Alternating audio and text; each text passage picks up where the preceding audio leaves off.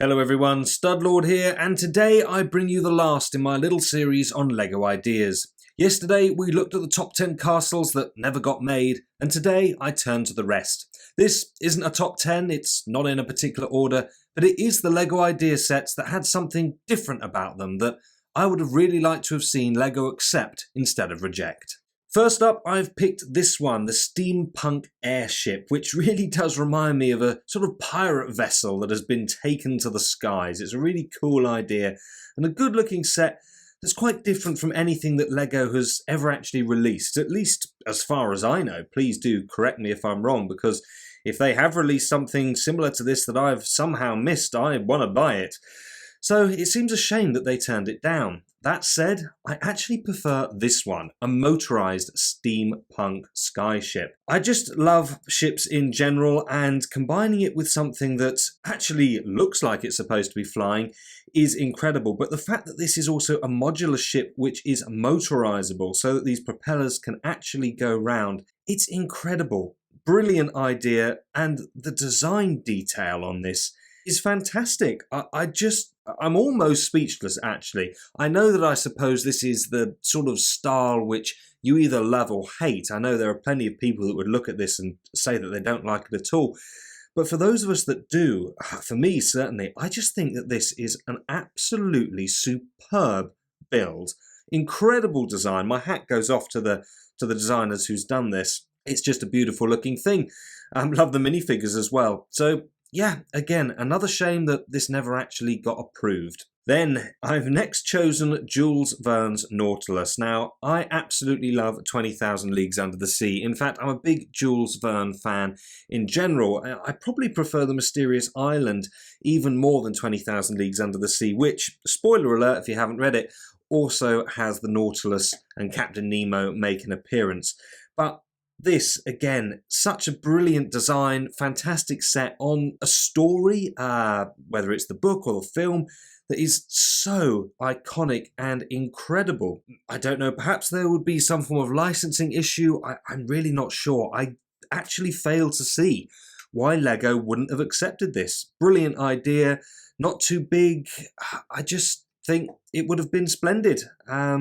Piece count wise, not even quite 1800, so yeah, it definitely wouldn't have been too big, could have been a reasonable price point, and what a piece to have had on display. Everybody, I suppose of a certain age at least, would immediately know what this is. It would be fantastic. So yeah, I'm very disappointed that this one didn't make the cut. Next, I've chosen Draculas Castle. Now, there are things that I both like and dislike about this set. The front has some incredible gothic detailing to it. The back is a little bit of a shame for me. I know it's designed to open up, but there still should have been some windows here. I think it's too bland. If I just go through to where it opens up as well, not enough interior design. I don't like, personally, the way that that's been done. That said, the front of it is absolutely superb. And the idea overall, I mean, how iconic is Dracula? It would have been such a superb sort of castle mansion to actually have. Some of my favourite sets that LEGO have done are the likes of Scooby-Doo's Haunted Mansion. They just look so cool. And this would have gone in with that sort of style of set as well, with, again, a story that is just so iconic. It's influenced so much that's come after it. So, again, yes, there should have been improvements to be made, I think, but still, what a set this could and should have been. And that brings me on to this, Sherlock Holmes. Now, you know, this is something that spans much of the Western world as well. I mean, Sherlock Holmes, you really can't get much more iconic than this, and Baker Street would have been a fantastic set. Again, the level of detail that's gone into this is superb. The characters as well, the minifigs have been done excellently. There's so much playability with this set. It could have been a huge amount of fun, as well as being a cool little display piece. I mean, just how awesome would it actually be to have Baker Street as a LEGO set?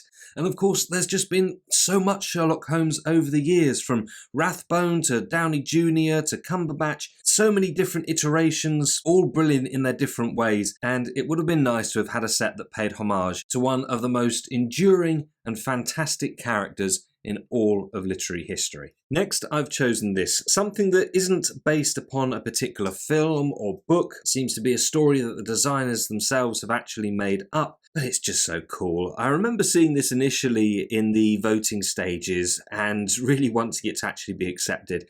Again, a shame that it hasn't been. I know that in certain ways it's a little bit simplistic, you know, the way that the sea serpent has been done. That said, it's nice part usage, it's just clever. It didn't need to be any more than what it actually is. And when it comes to the building, all the little details like the roof is cool. This, that just looks amazing. The way that they've done the sea, it looks like it's churning on a stormy night, the serpent coming out of it and taking that little boat. And of course, just this action shot of our character here getting ready to harpoon the serpent as it's attacking. Everything about this is just dramatic, exciting. What a display piece this is. It's the sort of thing that I would expect to see on the likes of Lego Masters, albeit scaled up perhaps for one of their final builds. But this is a good size for display at home. And yeah, just a fantastic display piece, something that is different to anything else that we've had. Another one that I'm really disappointed Lego didn't make. Moving on though, my next choice is the Steampunk Explorers, and no, I didn't start out expecting to choose quite so many steampunk-based designs. That said, this building is really quite spectacular. For a start, the minifigure lineup is awesome. Absolutely love the look of all of those.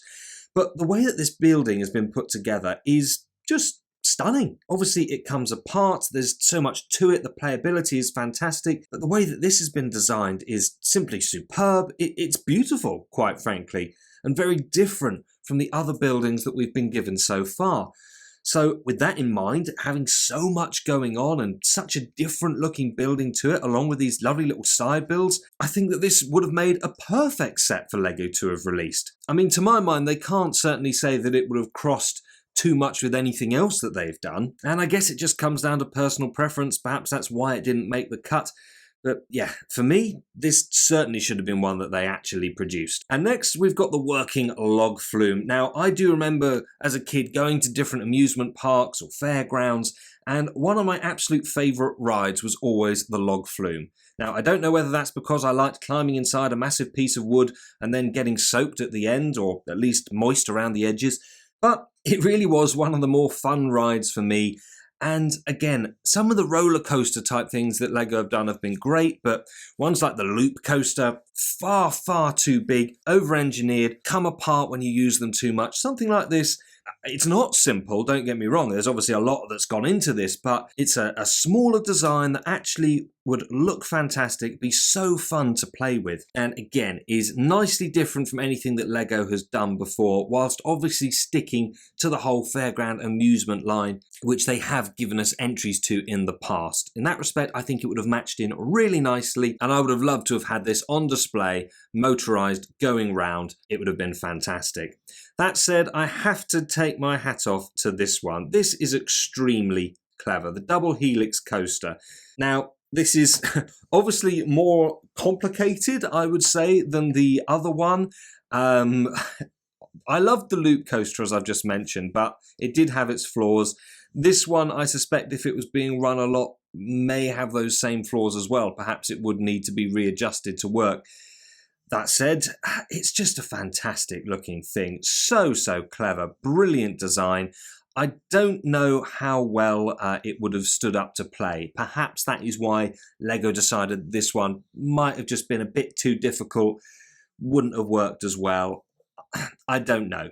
Let me know in the comments what you think. There's certainly pros and cons for this set. One thing though that I don't think is in doubt is the fact that it looks damn impressive. I mean, really seriously cool. If this was on the side working, how much attention would this get? It's absolutely brilliant. And yeah, I'm sad in that respect that it didn't get made. Next, I've chosen one that we've mentioned before on the channel under different videos, and is of course Gremlins. Now again, with the 40th anniversary this year, it seems a real shame that there hasn't been a Gremlins set being brought out by Lego, unless they've really kept it under wraps and we're going to get something later, but I don't actually suspect that. This though, what a set it would have been, should have been. I mean, come on, how can you not do Mogwai?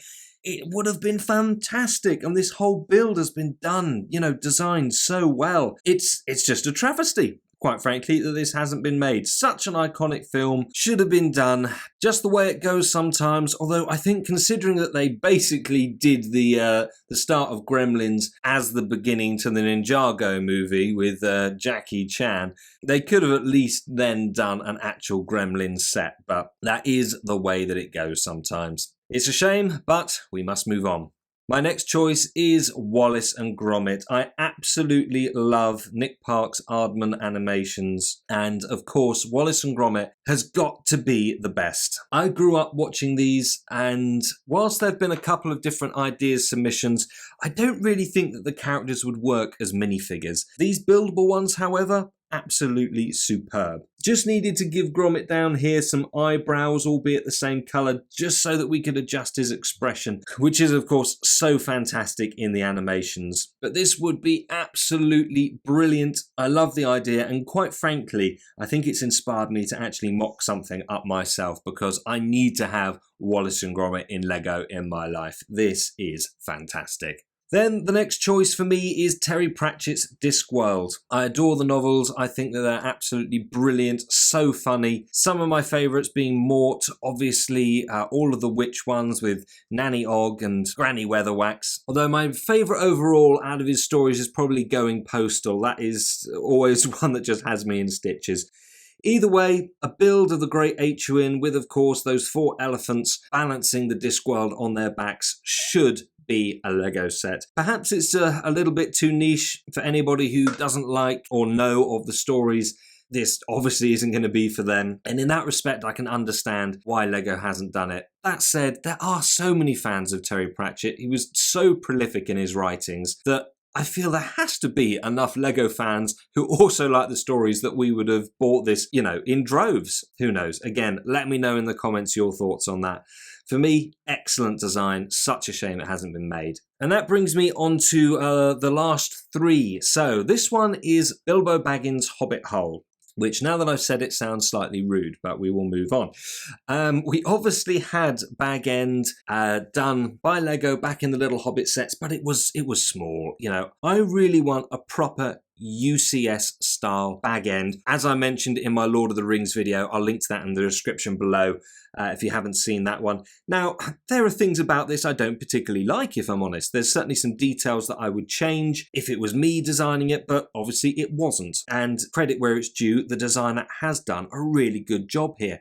While there are things I would like to change, overall, what an incredible piece. And just frankly, Lego, please pull your finger out. Give us a proper UCS style Bag End we can have on display. Yes, I want smaller sets as well. Yes, I want battle packs. I've covered that in the other video. But I would like a proper tribute to, the Shire, the centre of The Hobbit and Lord of the Rings. It should be done. It needs to be done. Why wasn't it done? Yeah, I really am annoyed that this one didn't make the cut. Then next we have Jumanji. Of course, the 2 new ones with Dwayne Johnson have been great. I really like them, and I do look forward to the next one. But there's nothing quite like the charm of the original, mostly due to the shining star that was Robin Williams. I've loved his works in all their different forms, whether it's his comic genius or just being an exceptional actor. I suppose I just really want a set in Lego that attributes itself to him. Perhaps this isn't it. It would be hard to get a minifigure to capture his look and his incredible persona. But then there's this, the Aladdin set. Overall, I'm not a huge fan of it, and even the movie itself, whilst good, would not be that memorable for me if it wasn't for Robin making the genie the most spectacular character in all of Disney's incredible animated history, for me at any rate. He improvised a huge amount of that film, making it truly incredible, and there's something about the character of the genie in Lego which can embody Williams more than a minifig can. I'd love it if this had been a set and a tribute to one of the brightest stars who I sorely miss.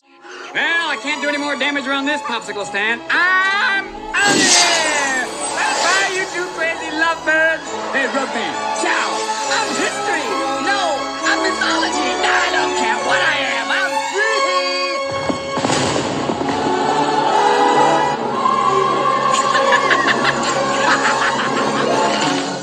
free! Made you look.